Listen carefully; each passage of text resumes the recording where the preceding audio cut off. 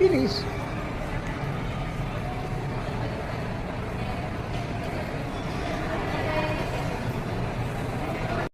Smart Araneta Coliseum. Dito ang entrance pag gusto nyo manood ng concert.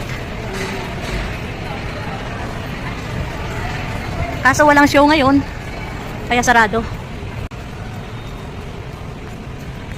Diyan kami papasok. Dami tao. Isayawan pa doon, no? Ayan, food court dito sa Gateway. May sayawan, no?